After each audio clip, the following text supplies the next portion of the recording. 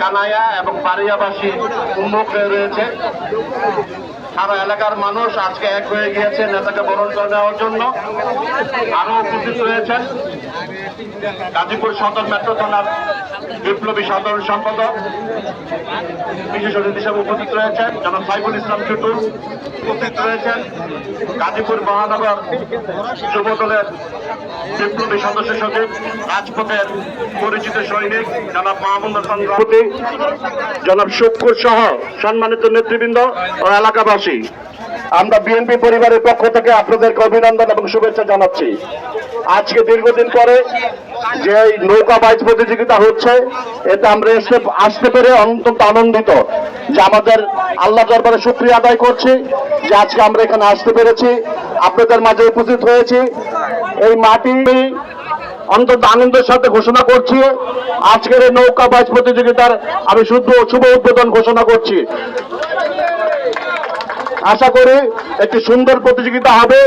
এই আনন্দ উপভোগ করার আমন্ত্রণ জানিয়ে আমি আমার কথা শেষ করছি। খোদা হাফেজ। বাংলাদেশ জিন্দাবাদ। ধন্যবাদ সরকার আমি সরকারকে। এবার আমি আপনারা যারা নৌকায় বাইচ প্রতিযোগিতায় অংশগ্রহণ করবেন, যারা প্রতিযোগী, প্রধান অতিথির সাথে কেউ যাবেন না প্লিজ।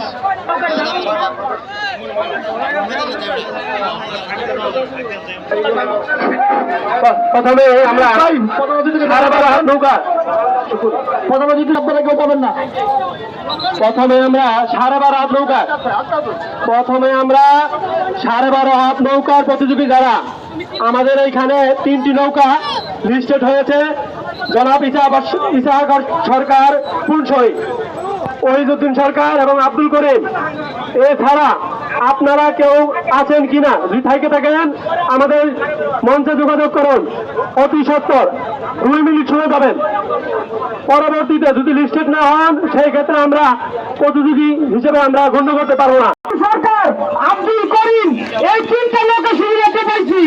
যদি কেউ এন্ট্রি করতে চান বিশ্বনাথের সামনে নৌকা সহ উপস্থিত হন। প্লাস্টিকের সেল দাও।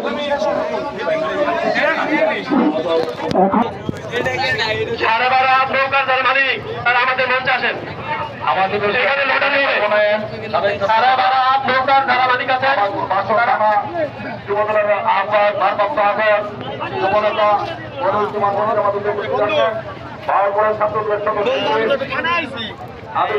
আদিদুর রহমান, আরিফুল ইসলাম আদিল, আমার আবিদ আসম মাহিন, আমার বাউপুরের ছাত্রদল যুক্ত আহ্বায়ক